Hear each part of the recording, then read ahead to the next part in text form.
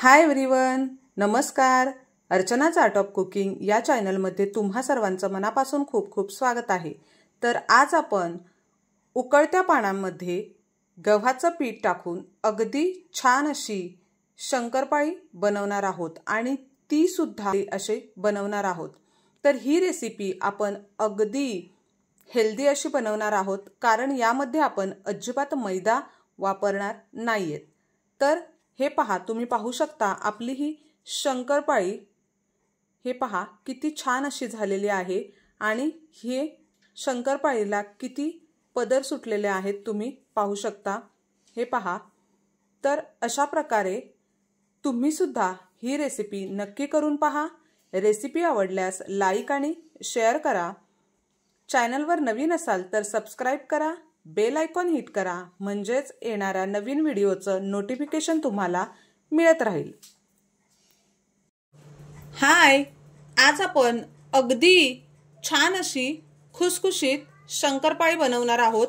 तर ही शंकरपाळी फक्त आपण उकळत्या पाण्यामध्ये पीठ घालून बनवणार आहोत आणि नेहमीप्रमाणेच आपली ही रेसिपी सुद्धा अगदी हेल्दी अशी असणार आहे, कारण इथे आपण जरी शंकरपाळी बनवत असलो तरी आपण मैद्याचा वापर करणार नाहीयेत आणि आपण गव्हाचं पीठ वापरणार आहेत।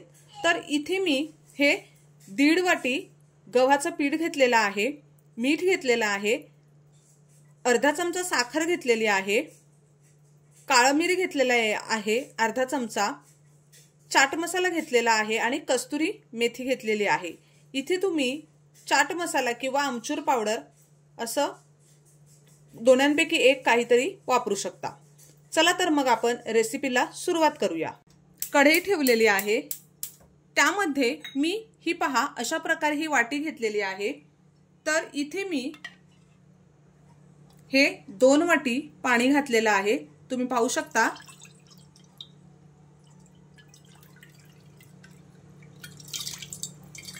हे पहा, हे मी 2 वाटी पाणी घेतलेलं आहे। आता हे अगदी चवीनुसार मीठ घालते, अर्धा चमचा साखर घालते, मीठ सुद्धा विरघळली आहे। आता यामध्ये आपण आमचूर पावडर घालूया, थोडंसं काळं मिरी घालूया आणि कस्तुरी मेथी घालूया। हे पहा, आणि हे आता उकळून झालेलं आहे। तर यामध्ये आपण आता हे 1.5 वाटी गव्हाचं पीठ घालून घेऊया आणि अगदी पटकन आपण हे मिक्स करून घेऊया, नाहीतर या पिठाच्या गुठळ्या होतील। हे पहा,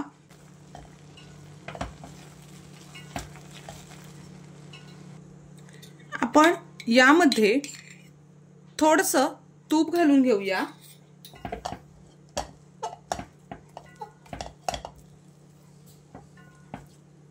तर हे पहा, आपलं पीठ मिक्स करून झालेलं आहे। आता आपण हे थंड करून घेऊया। तर हे पहा, पीठ मी इथे असं हे काढून घेतलेलं आहे। आता हे थोडंसं मळून घेते, अगदी याची गरज सुद्धा नाहीये।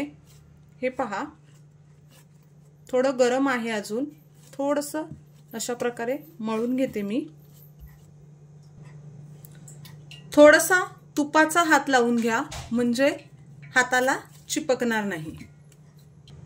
तर हे पहा, आपलं पीठ मळून झालेलं आहे। आता आपण असे छोटे गोळे करून घेऊया। हे पहा अशा प्रकारे। आता आपण हे लाटून घेऊया।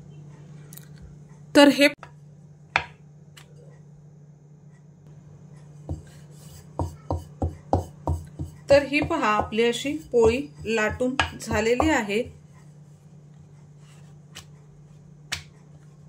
अगदी चपाती सारखीच आपण बनवलेली आहे।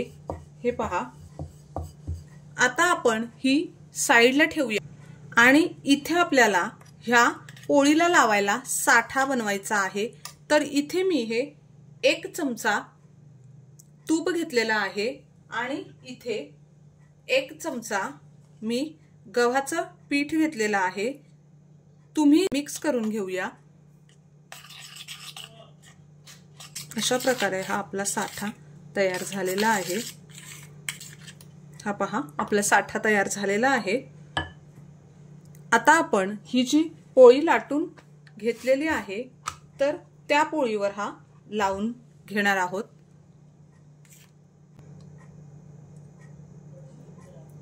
हातानेच लावते। इथे मी यामध्ये तीळ घालायला विसरली तर मी आता ह्या पोळीवरच हे तीळ घालून घेते। तुम्ही आपण जेव्हा ते पाणी उकळायला ठेवतो तेव्हाच त्यामध्ये घाला। हे पहा, तर मी हे आता यावर घालून घेते अशा प्रकारे आणि थोडंसं पीठ यावर भुरभरवून घेते अशा प्रकारे। आपल्याला ही पोळी अशा प्रकारे फोल्ड करून घ्यायची आहे। हे पहा अशा प्रकारे। आणि हा जो भाग आहे तिथे सुद्धा आपल्याला असंच हे जो आपण साठा बनवलेला आहे तो लावून घ्यायचा आहे। हे पहा आणि अशाच प्रकारे आपल्याला थोडंसं पीठ भुरभुरवायचं आहे। दोन फोल्ड केल्यावर आपण हा सुद्धा अशा प्रकारे फोल्ड करून घेणार आहेत। हे पहा अशा प्रकारे। आता यावर सुद्धा आपण हा असा साठा लावून घेणार आहोत।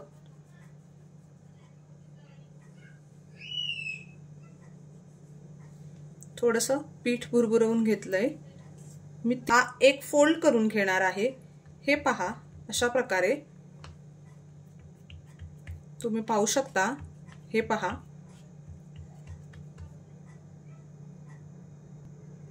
आणि हा आपण अशा प्रकारे लाटून घेणार आहेत। हा पहा अशा प्रकारे थिकनेस तुम्ही पाहू शकता। हे पहा अशा प्रकारे ही याची थिकनेस आहे। हे पहा आता हे आपण सुरीने एक साइड असे कट करून घेणार आहेत। हे पहा अशा प्रकारे।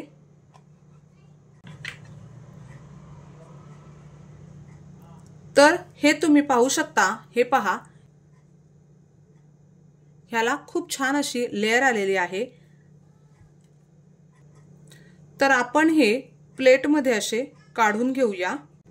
तर हे पहा आपले ही शंकरपाळी लाटून झालेली आहे। आता आपण ही तळून घेऊया। इथे मी कढईमध्ये तेल गरम करायला ठेवलेला आहे तर त्यामध्ये आपण आता ही शंकरपाळी घालून घेऊया। हे पहा तर हे पहा आपल्या ह्या अशा छानपैकी तुम्ही पाहू शकता किती छान असे लेयर आलेले आहेत। हे पहा तर हे तुम्ही किती छान अशा कुरकुरीत झालेल्या आहेत एकदम। हे पहा अशाच प्रकारे आपण बाकी सुद्धा करून घेऊया। आपण 1.5 वाटी गव्हाच्या पिठापासून बनवलेल्या आहेत। आता तुम्हाला इथे एक गोष्ट लक्षात ठेवायची आहे की मी तीळ उकळतं पाणी होतं त्यामध्ये टाकायला विसरलेली। तर मी आपल्या ज्या चपाती लाटलेली त्यावर टाकून घेतलेल्या होत्या। तर तुम्ही ते न करता पाण्यामध्येच उकळून घ्या। कारण हे पहा तीळ हे आतपर्यंत जात नाहीत आणि मग ते तेलामध्ये सुटले जातात। हे पहा अशा प्रकारे। तर तुम्ही इथे ह्या 2 गोष्टी लक्षात ठेवायच्या आहेत की तीळ मी विसरली होती तर ते तुम्ही पाण्यामध्येच टाकून पीठ मळून घ्यायचं आहे। आणि अजून एक गोष्ट म्हणजे तुम्ही जी आपण गोळा घेतो ती पोळी लाटताना याला पीठ लावू नका। कारण काय होतं पीठ लावल्याने आपण जेव्हा तळायला घेतो तेव्हा जातं। तर ह्या गोष्टी तुम्ही लक्षात ठेवा। आणि किती सुंदर असे आपले लेयर्स आलेले आहेत तुम्ही पाहू शकता। तोडून सुद्धा दाखवते। हे पहा अगदी छान अशा लेयर आलेल्या आहेत। हे पहा